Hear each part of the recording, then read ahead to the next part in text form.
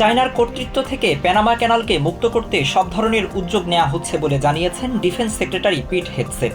মঙ্গলবার প্যানামা সফরকালে একথা জানান তিনি। চায়নার কারণে প্যানামা ক্যানালের নিরাপত্তা ঝুঁকির মধ্যে আছে বলেও দাবি করেন হেগসেথ।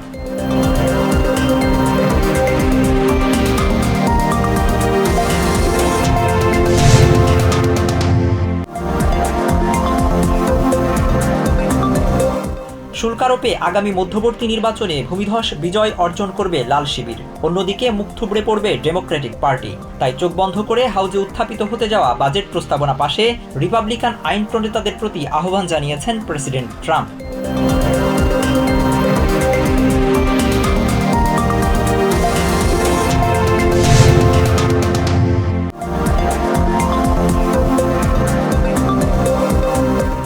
দেশের প্রায় ৯০% মানুষ ভোট দেওয়ার সময় নাগরিকত্বের প্রমাণ থাকার পক্ষে বলে দাবি করেছেন হাউস স্পিকার মাইক জনসন। মঙ্গলবার ক্যাপিটলের সংবাদ সম্মেলনে তিনি আরও বলেন, নির্বাচনে শুধু আমেরিকার নাগরিকদেরই ভোট দেওয়ার বিষয়টি নিশ্চিত করতে চান রিপাবলিকানরা।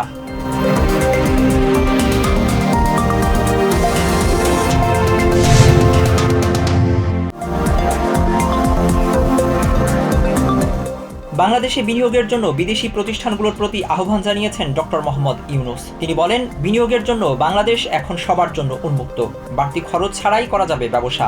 বুধবার রাজধানীর হোটেল ইন্টারকন্টিনেন্টালে আয়োজিত ইনভেস্টমেন্ট সামিটে অংশ নিয়ে তিনি একথা বলেন।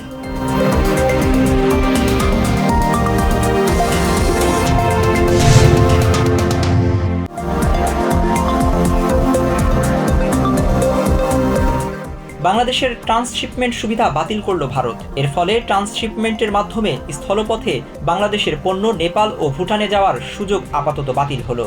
মঙ্গলবার ভারতের কেন্দ্রীয় সরকার এই সুবিধা বাতিল করে আদেশ জারি করেছে।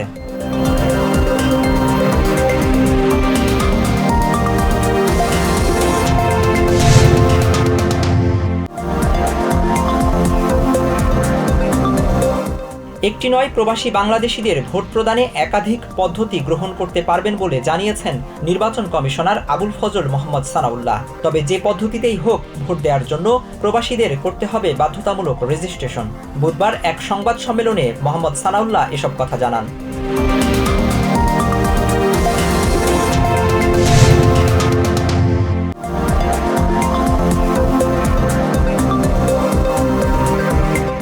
মাধ্যমিক স্কুল সার্টিফিকেট, এসএসসি ও সমমানের পরীক্ষা শুরু হচ্ছে বৃহস্পতিবার। পরীক্ষা চলবে 13 মে পর্যন্ত।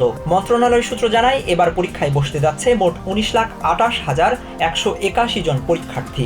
গত বছরের তুলনায় এবার পরীক্ষার্থী কমেছে প্রায় 1 লাখ।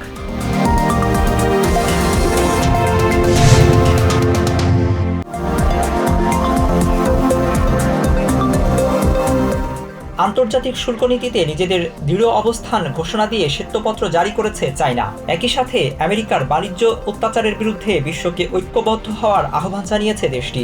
বুধবার আমেরিকার 104% বিপরীতে শুল্কের হার 84% উন্নীত করেছে শি জিনপিং সরকার।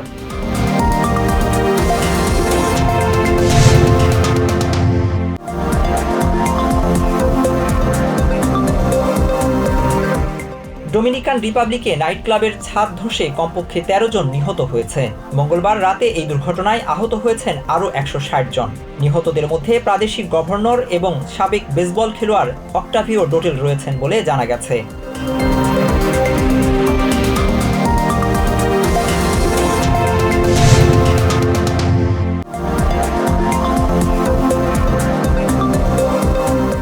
চ্যাম্পিয়ন্স লিগের কোয়ার্টার ফাইনালে বুধবার অ্যাস্টন ভিলার হয়ে ফ্রেঞ্চ জায়ান্ট পিএসজির মাঠে খেলতে নামছেন আর্জেন্টিনার গোলরক্ষক এমিলিয়ানো মার্তিনেজ। নিজেদের মাঠে এই গোলরক্ষকের জালে যত বেশি সম্ভব গোল দিয়ে প্রতিশোধ নিতে চান ফ্রেঞ্চ ফরোয়ার্ড দিজিরে দুয়ে।